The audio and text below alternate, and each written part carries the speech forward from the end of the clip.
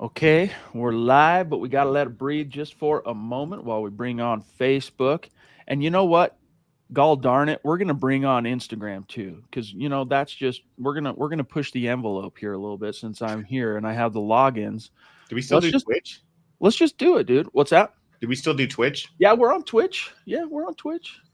Okay. Welcome in, everybody. This is the Dove Valley Deep Divers podcast, not the Mile High Huddle podcast. I guess I was a little too lost in our conversation to pick up on that, KB. Uh, Eric's under the weather, so I'm your host tonight, Chad Jensen. With me is Kenneth Booker. You know him, you love him. He made his host debut last week. KB, how you doing, big dog? I'm doing good. It's getting up for some rest. Worked last night. Uh, Checked out some of the interviews they had with Sean Payton and the starting quarterback situation is pretty interesting. So we'll see how that pans out. Indeed, today Sean Payton announces his final decision, surprising absolutely nobody, that Jarrett Stidham will indeed, in case you guys missed it, Jarrett Stidham going to be the starter for Sunday's game against the Colts in Indy. Bo Nix will play, of course. Zach Wilson will play, of course. And then we learned also, Kenneth, that Bo Nix will start the second game against the Packers. So Yeah, what's your gut reaction to the news today? yeah. I'm not sure. I don't know. I feel like he's got Nick starting all along. I don't know if he's just trying to see how Nick's handles not being just like given the job the first game. Um, but I'm pretty excited to see how it plans out. It's going to be crazy if Stidham starts out hot and Knicks doesn't, to see how the fans react. But I'm just excited to see them play finally, and I can't wait for preseason football. Yeah, it's going to be fun because one of the things we've heard about and seen throughout the training camp is kind of, to quote Cecil Lammy again. I thought he just I gotta give him his credit. I could say it and not mention him, but that would be lame. I heard it from Cecil, and I thought it was the best way to explain how it's shaken out, and that is simply that Jarrett Stidham has played not to lose the job, and Bo Nix has played to win it. And there is a massive chasm in terms of mindset that separates those two different kind of philosophies. And the way it's panned out, the way it comes out in the wash, so to speak, is that, hey, Jarrett Stidham's safe with the ball. He makes the good decisions. The ball's coming out on time, but with very few exceptions, there's no threat of explosivity. Whereas with Bo Nix, yeah, he's also being smart with the ball. Yeah, he's also ball's coming out on time and he's not being loosey goosey with it. But when Kenneth he sees the opportunity to strike, he's not holding back. He's taking a shot, and that's something that separates those two. I think philosophically in a way that cannot be changed, and not only that, in a way that will come out further in the wash. And I expect to see at least some kind of hint of that difference between them on Sunday, even though Bo Nix will be running with the twos and Stidham the ones. Yeah, definitely. Playing not to lose your job as a quarterback is, I don't know. I just move on from those people immediately. I just feel like that all they're going to do is get you into competitive games, but you're just going to lose most of them because the fear of turnovers and not just pushing it down the field, especially when you got some speed demons out there like Mims or 50-50 ball catchers like Cortland Sutton out there. You just got to move on and look for the guy that wants to win it, that plays with confidence, that plays smart but has a short memory.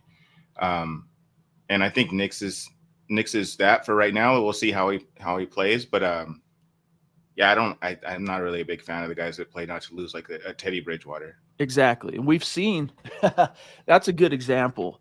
That is a good example. Now, it can't only be that. Like, you can't be Drew Lock that just the ball never comes out on time. It's always just disjointed. Every once in a blue moon, in a broken clock's right twice a day, and Lock beautiful play, and you're like, that's what we want to see, but it's too irregular. And by the way, guys, when you see me looking at my phone tonight, it's not because I'm disinterested in any way, shape, or form in this conversation. It's that we don't have Mr. Producer tonight, and so I got to keep an eye myself on the Facebook page so that I know who's doing the stars and who's not. Otherwise, You guys get neglected, and I hate seeing that. So, well, nope, we don't need to hear it. Thank you, Chad. Okay, let's just say some hellos real quick here, KB. Let's see what's up. David was the first, at least on YouTube, first comment in the chat tonight. Great to see you, big dog. Hellos to William. And look, we got someone in the Philippines. Hello from Wow. Talabong. Did you ever go there? Did you ever go to the Philippines, KB? Twice last year. Yeah, yeah. No, that way it's definitely on the list of places to go, but I don't know if you caught the Dude, something about Mary reference, but yeah, dude. What was that story though? You got to remind me. So, do you remember the mug thing back when? Oh yeah, I Dude, what was the remember. story? Hold on. I got to set the stage though because, I mean, guys, we could just like talk about the same old Bo Nix, Jarrett Stidham stuff you guys have heard a million times. We're all just dying for the game. Let's at least see one game, or we could have some fun. So just everybody relax. We love you. Hang tight. But KB, of course, one of the cool things about KB is he came from the Super Chat Superstar community. I met this dude on YouTube. Basically, he was a consistent viewer / listener and would throw down supers. Always had great questions. One thing led to another, and eventually I was like, "Hey, come be a writer." And then we had him on the staff or on the podcast as a superstar guest once or twice or whatever. But so his roots, in other words, KB's roots are deep. They go way back, and they come from the community just like you guys. So with that being the case, the lost mug, KB. What's the story? Remind me. Yeah. So I think I won the super chat, like the drawing, and Right. I was at a grocery store with my girlfriend at the time, and she told her she was all excited, and I was waiting for the mug, and then I kept waiting, and then kept waiting, and I was like, wonder what happened, and reached back out to you, and you said I got sent to Korea somehow. Yeah, I don't even remember how that happened, dude, but it did happen. I hope they still have that mug, and someone got they it. eventually find their way on here somehow. Someone got that mug. I don't even remember how it, because you know the real quick, not to bore everybody, real quick, it was something like this. You know, the service we use to fulfill the merch. It's some of the merch I have here at MHH Central, but most of it, you know, I don't just have like pallets and pallets of merch waiting for your guys' orders. And so when an order comes in, we have this website we use for what's called Printful. Order comes in, they process it, they ship it, they deliver it, the whole 9 yards. And so somewhere along that process is where it got screwed up, and I still don't know what happened. But that's the mug. That's kind of the Cliff Notes mug story. What's up, Roy on Facebook? Good to see you, big dog. Big Earn in the house. Good to see you. What's up, Ernie? Eric Flynn throwing down some support on Facebook. Always great to see you, big dog. We got the Ronk showing out on Facebook. Great to see you, Mike. Hope you're doing well. Greg Smith, who was so down for the Broncos that AJ Bouye is still his profile pick. But I know that jersey has a special significance to you, Greg. So, you know, I'm just playing. But it's also is symbolic. You're a huge Broncos fan, like ride or die Broncos fan. Monica in the house, what's up? So, yeah, float, everybody, in case you missed it. We're 8 minutes into tonight's stream. We'll reiterate. Jarrett Stidham is getting the start Sunday. So in case you missed it, it's as expected.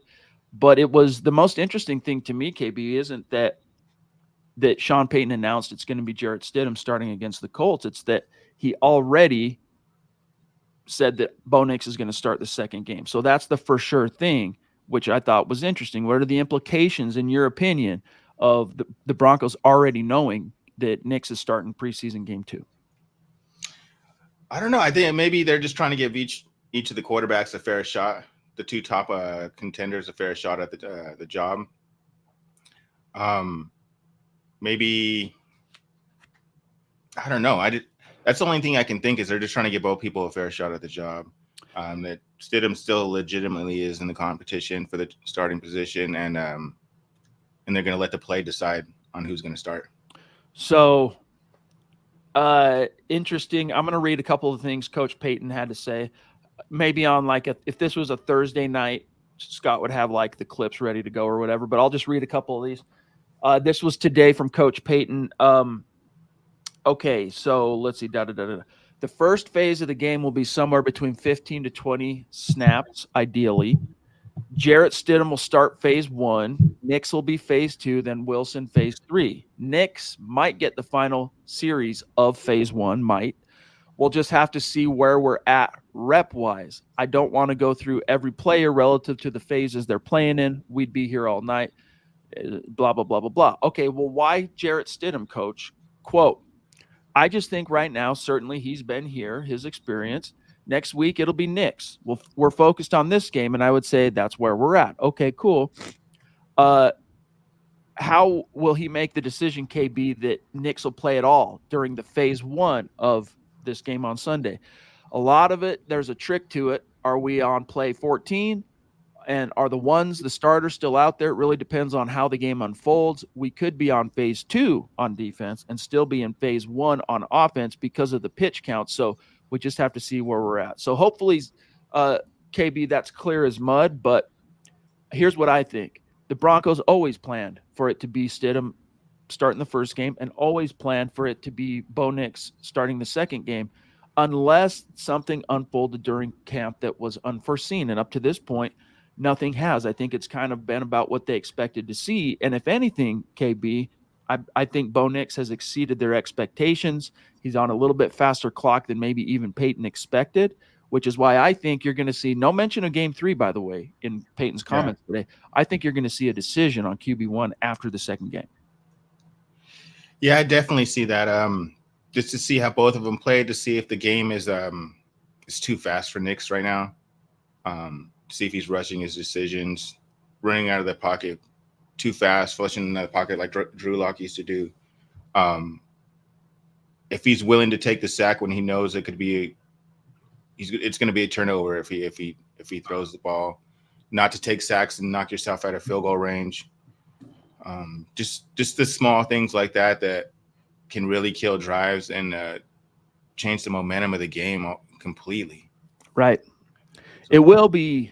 Yeah, like is he acclimated to the speed of the game? That's one of the big things that takes time for any rookie period to acclimate to.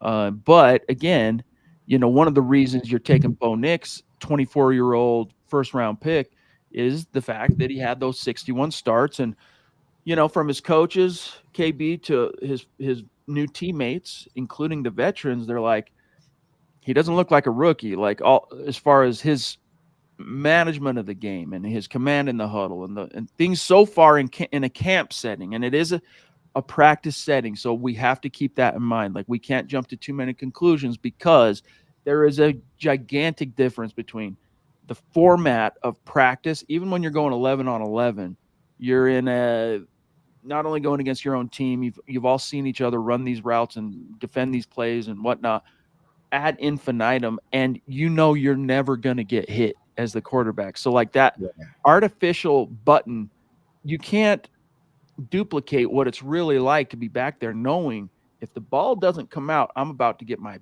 block knocked off, like little things. So I expect it to look pretty dang close to what we've seen so far from Nix in a live game action. But like you said, hey, is it too fast for him? Is not only the ball coming out on time like we've seen, but like, is he staying cool and calm under pressure? I think he will, because again, one of the things, it's like I did an interview earlier talking with the dude who wanted to interview me, a Bears guy, a Chicago Bears guy, and talk about the difference between Caleb and Bo Nix, the number one pick and Bo Nix. And we got talking about the difference between the 61 games and that experience. And I think it'll come out in the wash. You'll see it on Sunday.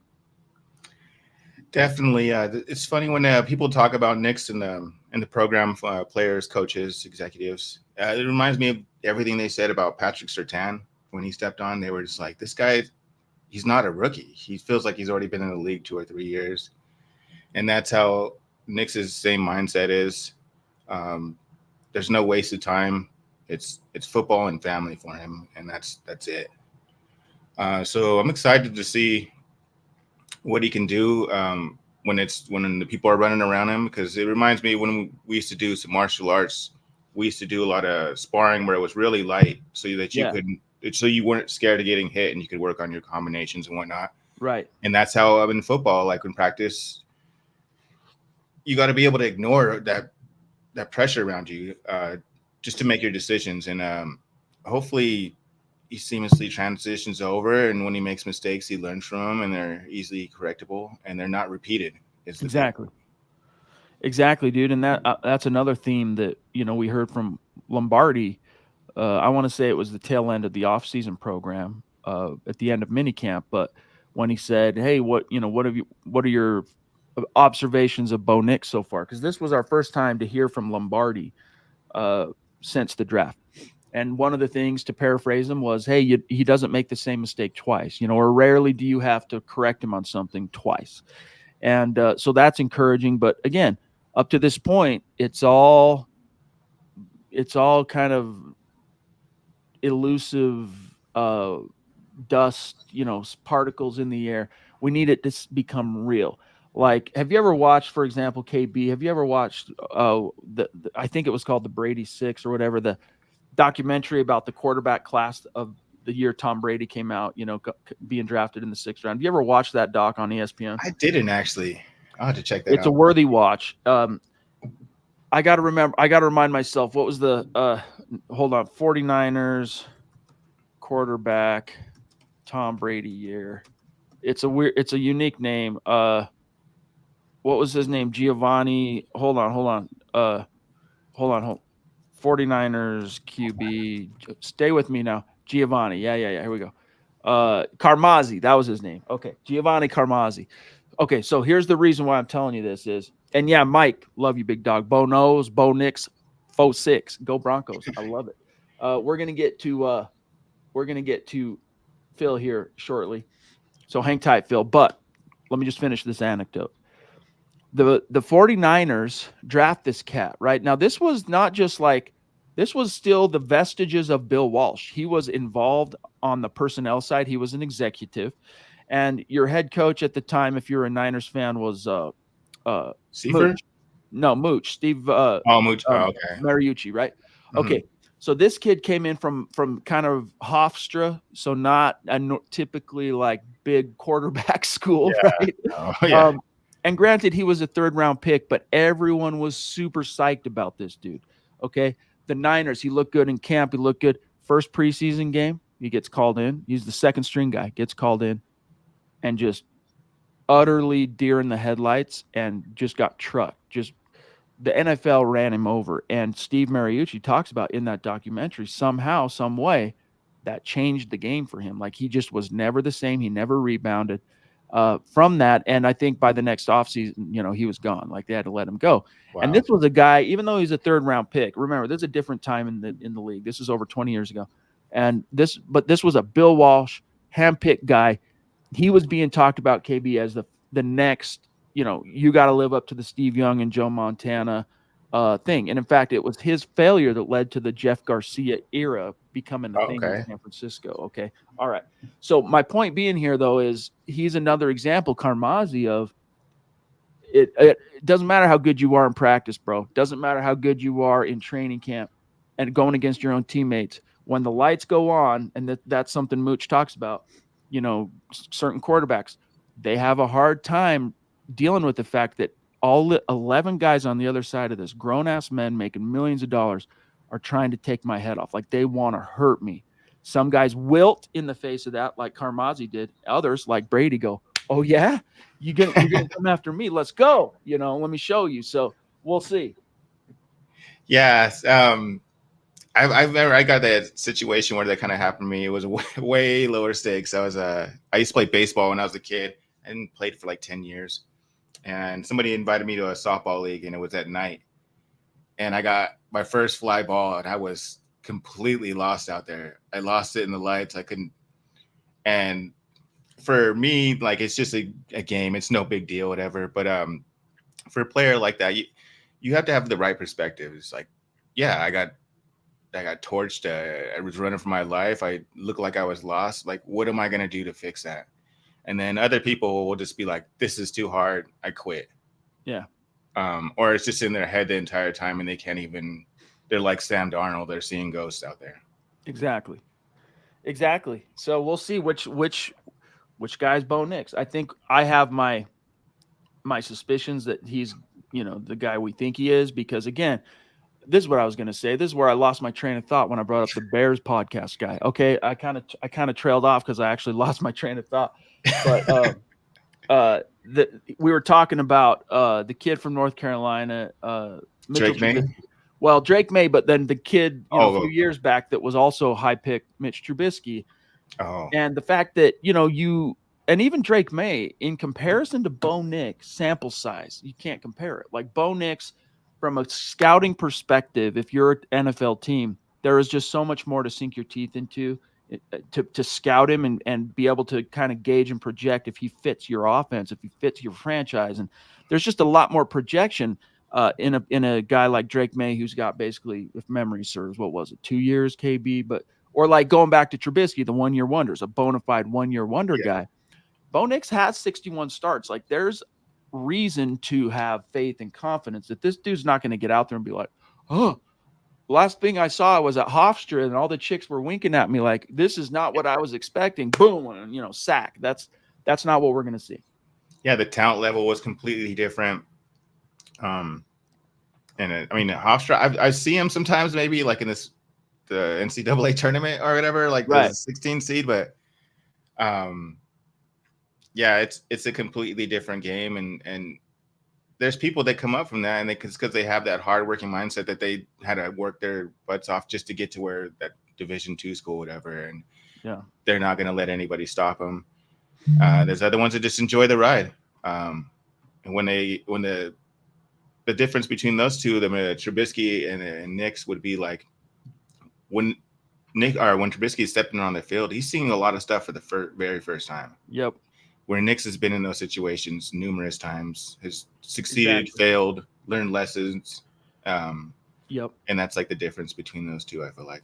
That's a good way to illustrate it, I think, seeing things for the first time, experiencing a certain level of intensity or a certain level of scrutiny for the first time. Not so for Bo Nix. All of his 61 games coming, KB, in the SEC and the Pac-12, high competition.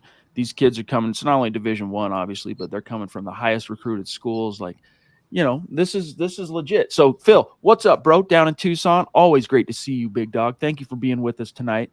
He wants to know Broncos 7th round wide receiver Devon Vele.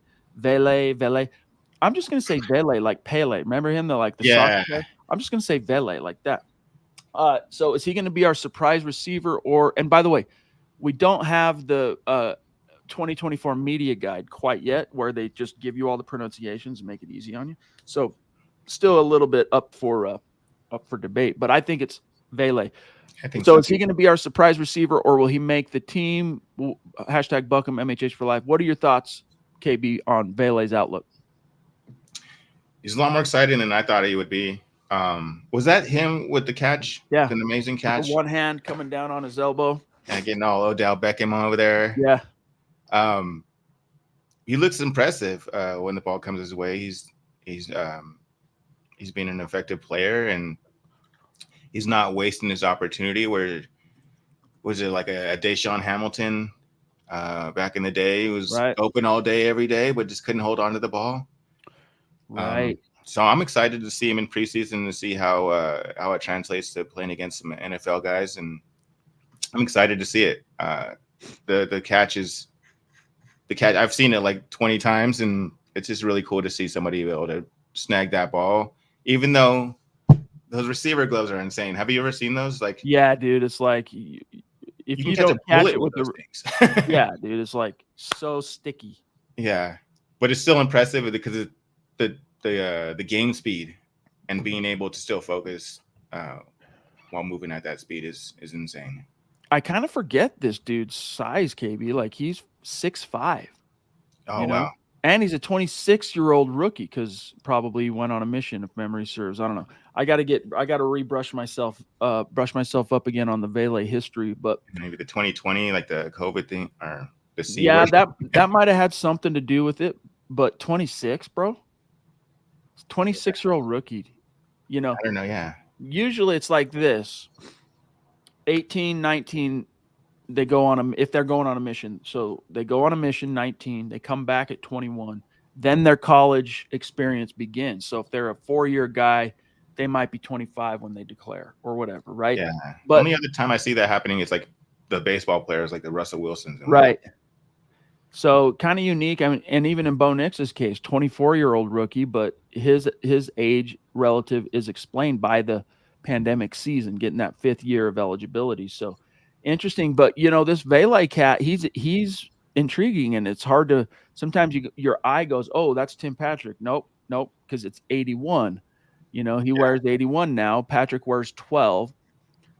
So interesting. Let's see if he can parlay some of this late camp momentum into the preseason. If he's able to do that, a guy's going to be out of a job that was on the roster last year, like a Brandon Johnson or a Lil Jordan Humphrey or someone like that's going to be out of a gig. Ronk on the same subject saying here, Vele deserves to make the 53-man roster because of him stacking days at camp. He made Odell Beckham Jr. catch yesterday. Yes, indeed. And we played it on the pod. If I had a producer, I'd play it for you again. But tonight we don't have Mr. Producer, and I don't want to spend 2 minutes of dead time trying to find the link for you guys. But if you didn't catch it, Zach wrote up the article. Just go to si.com or milehighhuddle.com. It's easier to find it that way than SI, NFL, Broncos.com, all that. So milehighhuddle.com, and you'll see Zach's article. Okay, KB, let's see what else is on people's minds. And by the way, guys, we're at about 26 minutes, and it's Friday. We'll probably keep it pretty short. So if you have any burning topics on your mind, get them in the chat. Ron wants to talk about Ayuk. The Niners did reopen contract talks with Ayuk. Niners, Steelers, 3 more NFL teams are in the mix. There was a rumor that kind of very briefly this summer, KB touched the Broncos relative to Ayuk. What do you think happens there? I definitely don't see him coming to Denver.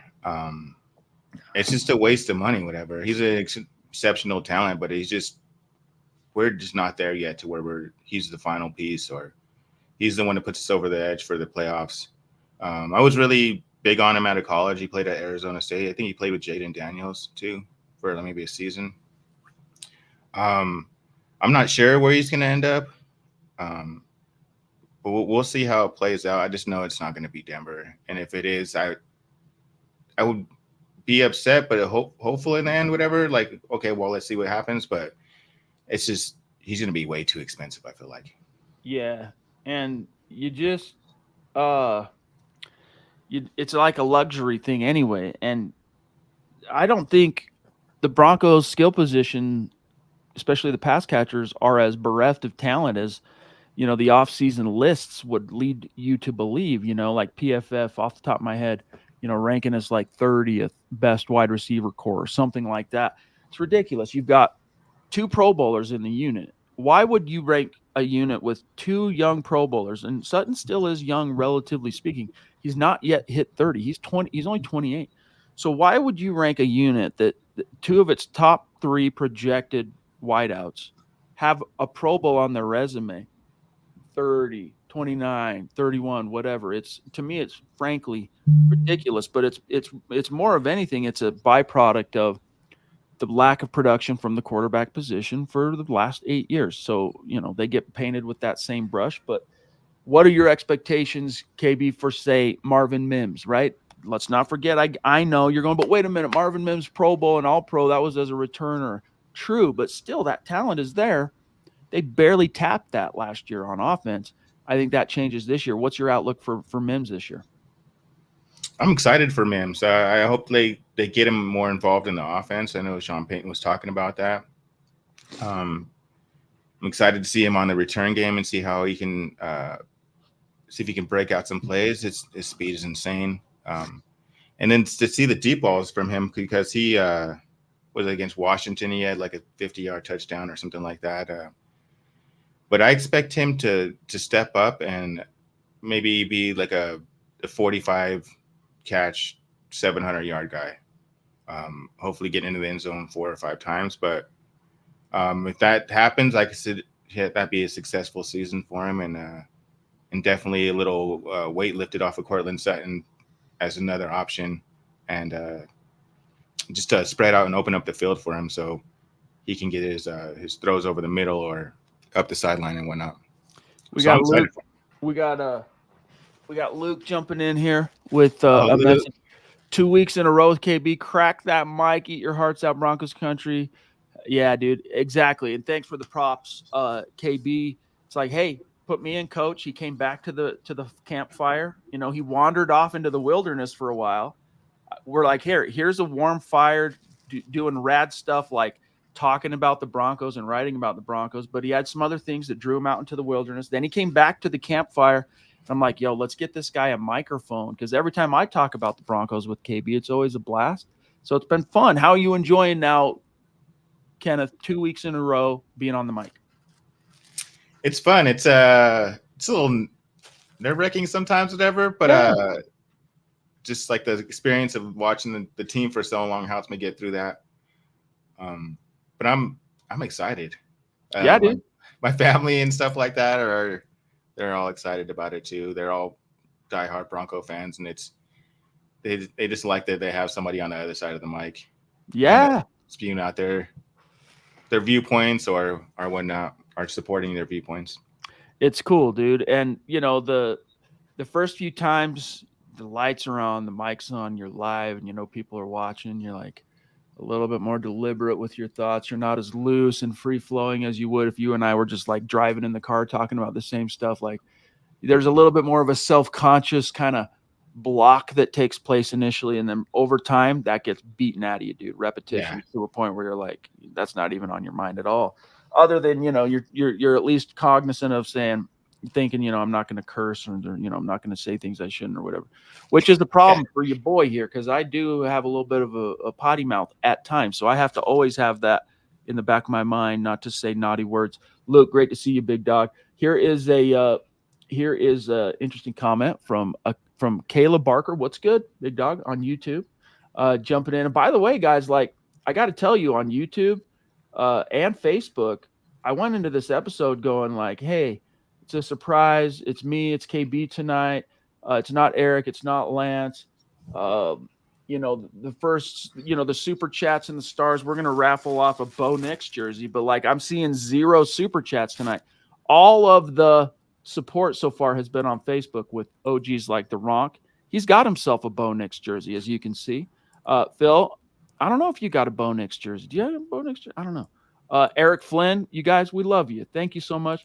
But if you want in on this action we're going to raffle one of these off tonight. Okay. It's going to be random, but only stars, super chat. And this time of year, it really helps keep the lights on for us. You know this. That's why I do it. That's why I'm like, here's a jersey. But let's get back to this from the man here. Where'd it go? I lost him. Where'd he go? Right above the Luke comment. Caleb.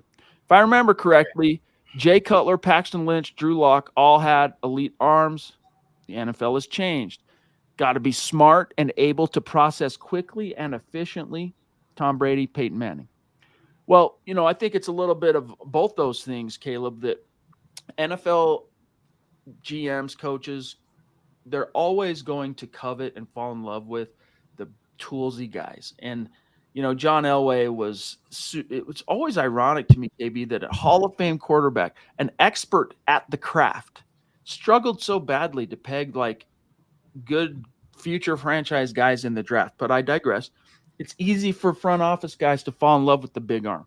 Cutler was in my opinion, dude, Cutler was the complete package. Like I still, to this day, am bummed that they drafted Jay Cutler because it spelled the end of the Jake Plummer era. I was a huge fan of Plummer. But once they moved to Cutler, holy smokes, dude, you remember that play his rookie year to Javon Walker, dude, that naked boot, and as he's getting hit, dude, uncorks like he's flicking a booger, dude. That thing goes 75 yards, drops in the bucket, touchdown. I want to say it was against the Cardinals, if I'm not mistaken. I mean, you're like, whoa, dude, that's not something you see every day. So, and Cutler, if ifs and buts were candy and nuts, we all would have a Merry Christmas. But if Mr. B is not purportedly convinced by Joe Ellis to fire Mike Shanahan after the disastrous way the 2008 season ended, I think we see a different trajectory, KB, for Cutler. I think he continues to grow with the guy who drafted him and becomes probably a great player. But all that stuff that happened with McDaniels and then all the expectation that got thrown on him with the money and the draft picks the Bears gave up just changed him, and it was just a bad situation for whatever reason. Quarterbacks don't thrive in Chicago. But what's your take on what Caleb's trying to say here? Yeah, I mean the big arm is always good, but I mean you're gonna, they don't have anything else. You run into like a Jeff George at the very best. Somebody who has a big arm. Oh, that's the very worst.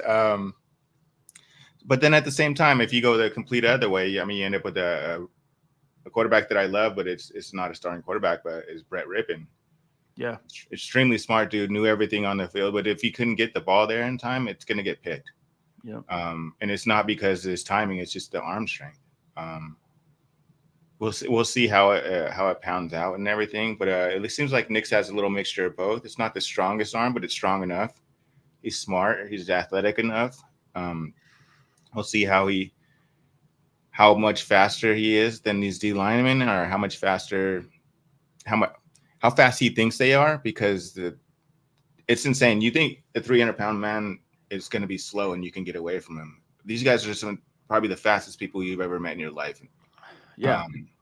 So we'll see if he can adjust to that, whatever. But the big arm quarterback's always nice. But how many balls do you throw 60 yards a game? Like right, 5? Yeah, I don't know. So you're gonna want the intermediate guy, the guy that can read the defense, the guy that can process. Yeah, process everything, and then somebody knows the play clock. Yeah, that's true. well, yes. Phil, is the pod on Sunday night right after the game, regular time? No, gut reaction right after the game. Gut reaction. So now the games are back, Phil. It's going to be, final gun within 5 minutes is the goal. Sometimes a thing or two happens or whatever, delays us a little bit, but that's kind of the plan moving forward, big dog. So can't wait. Like, those are the episodes that keep me coming back. Why I do this is post game gut reactions. That's the most fun that I have. Did you see the thing about the Guardian caps? Are people going to be wearing those? The what now? Say it again. The Guardian caps, those like padded caps they wear in practice, so padded helmet lids, whatever. What? Hold up. They had asked Sean Payton about it. Okay. And then he brought up like pretty much the evolution of the helmet and how the difference between Ratty Gradishar's helmet and Alex Singleton's helmet. Big difference, yeah. Let me see real quick. Let me do a scan. Oh, here we go. On if he anticipates any players wearing the Guardian caps during games this season. Fair question. I don't know.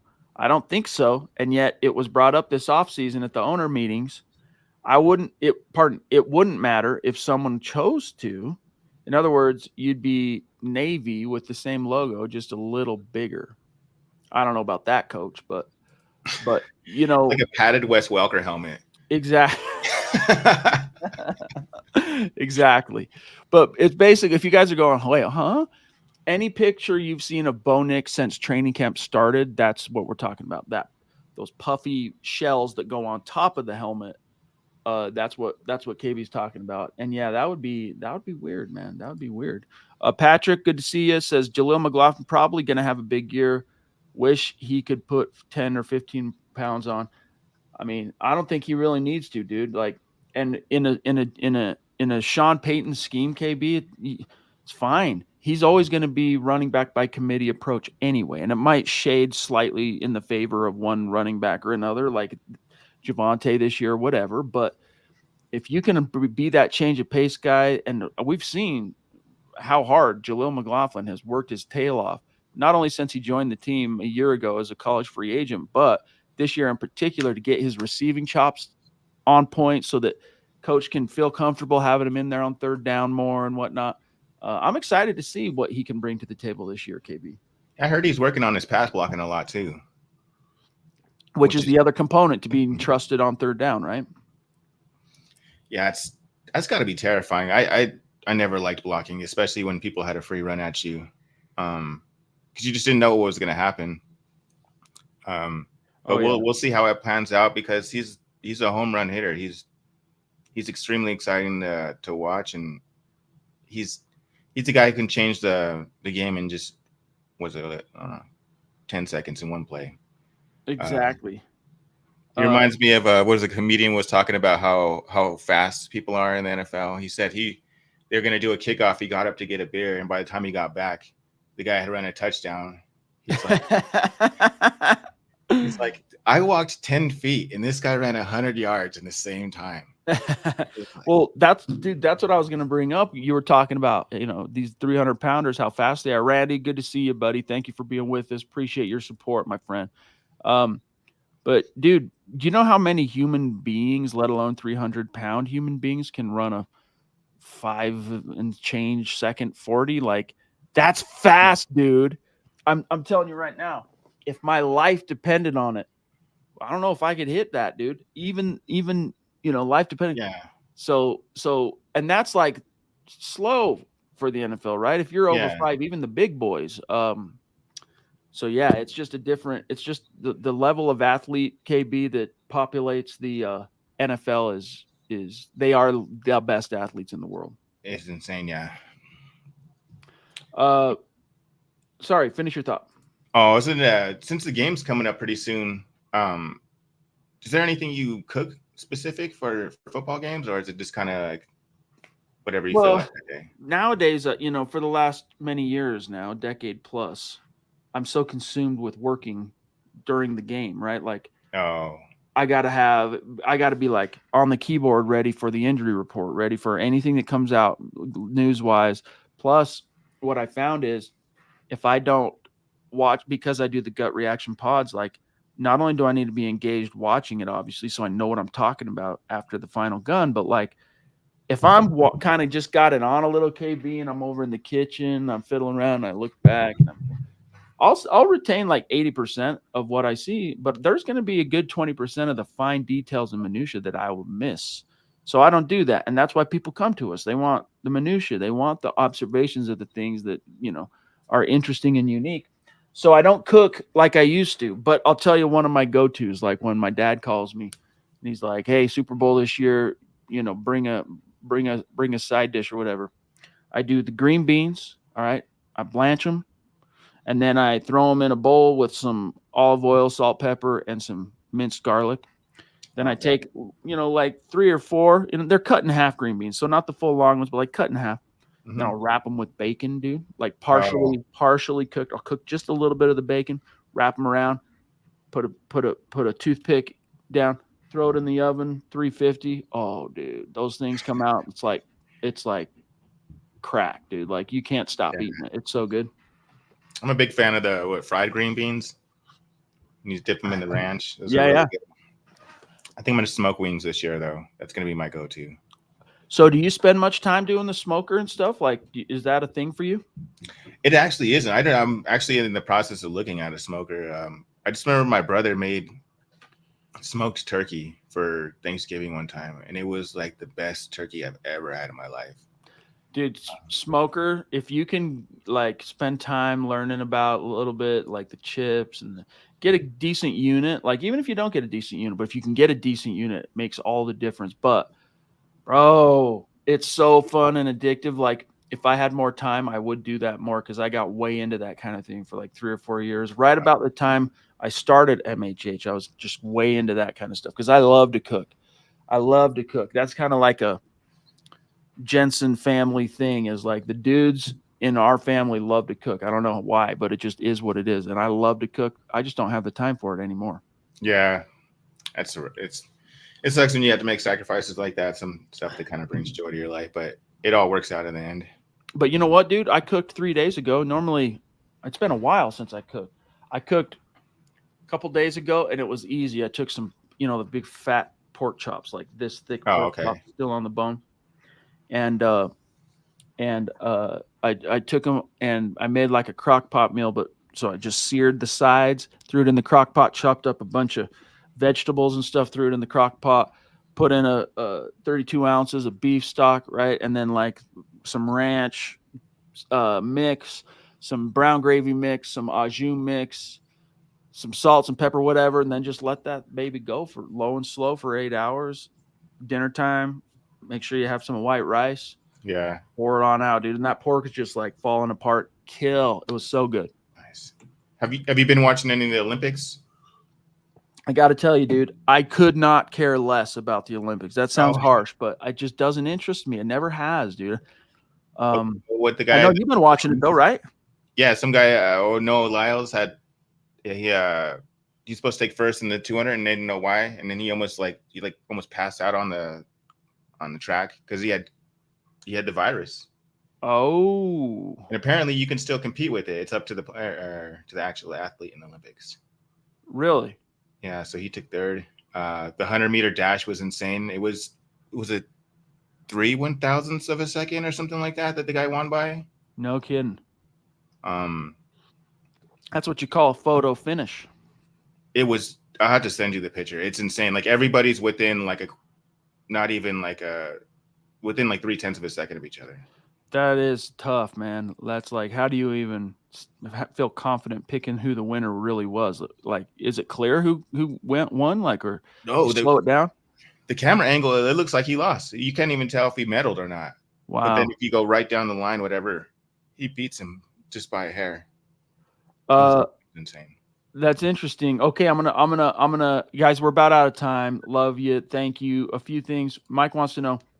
And yeah, Roy, he says, I love doing the smoker thing. Been doing that for years. I do too, bro. I'm stoked to hear about it, KB. So you're gonna have to let me know how your escapades go on the smoking. Definitely. I'll take some recipes if anybody has them too. Yeah, hit up KB at Kenneth_MHH on X. Mike wants to know all-time favorite sports movies. I've talked about this many times on my show. I'll weigh in, but what are some of yours? Favorite. So Any Given Sunday is awesome. Zach loves that one for some reason. He loves that one. Somebody said that Pacino shadowed Shanahan for that, and then other people said it was George Seifert. Really? For his role. I never heard that before. Yeah, I have to look that up. That's what Google it. Keep talking though. What are some of your other favorites? When I was a kid, I played football. So I was a huge program. Remember the program? Yeah, I love that one, dude.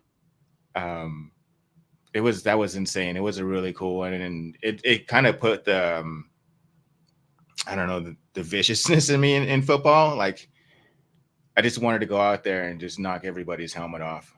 That was kind of a lot from that movie. Mostly from Dennis Smith was the big one. I was a huge fan of him. Other sports movies. This one isn't football. It's actually sad. It's one, but Hardball. Have you ever seen Hardball? Keanu Reeves. Keanu Reeves. What is it? Baseball? So he's like a degenerate gambler, and then he has to coach a team. It's like probation. No, I haven't seen that. It's kind of one of those ones you see. I've seen a couple different versions of that, but if you watch it with your kids, they'll love it. Everybody will be crying at the end. Okay, it's really good. I'll check it. I'm still a sucker for Major League, dude. When Charlie Sheen comes out at the end to Wild Thing and they beat the Yankees finally for the pennant or whatever. That's my favorite sports moment in a movie. I love that, and I think it's because I caught it when I was a little kid. Like somehow. My parents didn't realize that HBO was still on at 11 p.m. and they went to bed and I was watching all this cursing and stuff. And it's pretty raunchy. I love that movie though, dude. I love the Wesley Snipes, the 40-yard. Oh, dude. Snipes in that is so awesome and the way he makes the team. But real quick, check this out. So I just Googled it. So Al Pacino's final rallying speech in Any Given Sunday, right? Before the playoff game is based on a rallying speech real life NFL coach, the late great Marty Schottenheimer gave the Cleveland Browns during the 89 AFC title game. And then let's see. Originally they wanted Clint Eastwood to be the head coach. But I'm not seeing anything about him shadowing. So maybe there's I heard this is maybe a year after the movie. Somebody had mentioned it, and then somebody was like, "No, it was this guy," and so I wasn't 100% sure on that. They all have S names. Maybe that was the confusion, but could be. A couple other real fast, and then I'm gonna turn the page on this. I'm still, Bull Durham is one of those movies that gets thrown out as like one of the great sports movies. I think it's okay. Like, I don't hate it, but I don't think it's like one of the greats, dude. What are your thoughts on Bull Durham? I grew up watching that one too. My mom and my aunt loved that movie. Yeah. It wasn't like my favorite, but it was definitely, I can definitely watch that, sit down and watch that randomly at any time, and time will just fly by. Okay, let's turn the page. We're about out of time, guys. Phil, guys, now that Gradishar is in, will Shanahan be next? And what about Louis Wright? Louis Wright. Yeah, so this is interesting. Thomas Hall had a great article on this earlier this week. The three Broncos next up, basically, for the Hall. Cliff Notes: Shanahan, Wright, and who was the other Smith one? or Mecklenburg? No, now I feel like an idiot. Hello, come on, Jensen. Huh? Tom Nalem? No. Hold on. It's going to be so stupid and obvious. Not stupid that the pick is stupid, but like Shanahan. Okay. Lewis. Okay. Right. And then Von Miller. That's why I couldn't think of it, because Von's still going. Oh, okay. But what he's saying, he's not advocating. He's not like saying, here's who should. He's saying, like, here's probably the next three Broncos. But I do think Shanahan's the next guy, and I think it happens as soon as this next class. Right. And let me just read something, because, Tom stays on top of like some of the rules and like the committees and the different. But here's what he wrote real fast of Lewis Wright. The voters can sometimes be an odd bunch when it comes to putting players from the same team in the Hall over a short period of time. This is why Wright will have to wait till after Gradishar and Shanahan get inducted. However, because Gradishar is already in the books, and he's saying Shanahan will go in next year. However, Wright will be the next Bronco to get his gold jacket following Shanahan. The rule change that happened in 2023 of 3 senior members selected each year does bode well for Wright. It was a temporary rule change for 3 years, but the talk is that it will be extended for maybe 3 more years. Other changes may open up more senior selections, meaning at least 15 to 18 senior members could make it to Canton by 2030. That's not that long from now. There are not 18 senior pool players with a better Hall of Fame resume, Tom writes, than Wright, because he's not only considered, KB, one of the greatest cornerbacks of the 70s, but he earned all-decade honors over current Hall of Famers like Mel Blount, Ken Riley, Mel Renfro, along with other great corners of that decade, et cetera, et cetera. He was the guy for whom the term shutdown corner was coined. It was Wright. Wow. So you finally get, yeah, dude. Just that by itself. That's like being the NBA logo. Like, exactly. So Gradishar is the first. Think about this. What miscarriage of football injustice, okay, would it be that Gradishar, how many decades later, is the first member of the Orange Crush defense to be in the Hall of Fame? It's ridiculous, but Wright will be the next. It's I don't know what the media had it in for the Broncos, but they just not real big fans of us. We have to just jump off the page for them to take notice. Especially like with like the Terrell Davis one. I get the short career, but he did everything you could do in a career in 5 seasons. Exactly. And Randy Gradishar was like, I guess they said so. I don't know if my brother was telling me about this, but when they were putting out his tackle numbers, it was one of the big sports journalists said they were altering the numbers, and then everybody took that as gospel, and then so they pretty much threw his numbers out as an argument to get in amongst a lot of people in their eyes. Unfortunately, I was never able to watch Gradishar or Wright. I heard he was before my time too. But it's funny. So my brother actually goes back and during COVID, and he went back and he's watching season by season from like the 70s on YouTube. Really? He said it was really cool. He said one of the plays, a guy gets knocked out unconscious on a catch, and then later in the game catches the game-winning touchdown. Yeah, that's a different time, baby. Yeah, that's a different time. I haven't seen a video on there or a clip on there when they were talking about Marino. It had went like 20 straight games without being sacked, and I'm like, yeah, that's how you get all those numbers. It's just you have all day to throw. Dude, Even he's amazing. Top his 3 48 touchdowns, I didn't think would ever be broken, dude. He set that in 84, Marino. 84 tutties in a season. I was like, pardon me, 48 touchdowns in a season. I'm like, and it stood for decades, dude, till Brady broke it in 07. Or no. Manning broke it. Sorry. Manning broke it in 03 or 4. Then Brady broke Manning with 50 in 07 or 8, whatever season it was the 18-1 season. Okay. I can't remember. 7, I think it is. Yeah. Anyway, or was it 08? Because, well, it doesn't matter. And then, of course, Peyton got it back with the 55. But 48, dude, it stood for 20 years. I mean, that's a long time for a passing record in the NFL to stand. Definitely all the other quarterbacks that came up during that time. Yeah, it's true. But, I mean, 55, how long do you think that stands as a record now, dude? I don't know. It might get broken like every 3 to 5 years. Like it's people love to air the ball out, and they keep adding games. They keep adding games, and Patrick Mahomes is still in his prime. Josh Allen's still in his prime. So we'll see how that all pans out. But I don't know. I like the offense, the more offense, but I do miss the big hits. That's the way I played, and I don't know. It would definitely curve those touchdowns if they were wondering if they were going to get smashed by somebody coming around the edge, where now it's just typical sacks are penalties. It's insane. Dude, wait a second here. Somehow it escaped me that Aaron Rodgers threw 48 in 2020. Is that the year No, that's not the year. Yes, he won MVP that year. Yes. Tom Brady the next year threw 43, my dog. Mahomes threw 50 in 18. That I remember. Rodgers has thrown over 40 touchdowns in a season. One, at least, well, I'm not having his stats up, but like Breeze as well, 46, 43. Yeah, dude.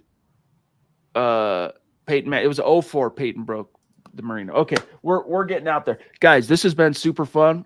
We're about out of time. We are out of time, in fact. So now it's time to do what I told you I was going to do.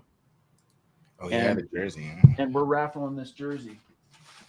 Okay, this isn't one of those where it's like, okay, tell me your size. Or this is a large Bo Nix jersey. Okay, this is a large Bo Nix jersey. And it goes to this guy right here, Eric Flynn. Oh, nice. Eric Flynn, I hope you could use a large Bo Nix jersey, my dog.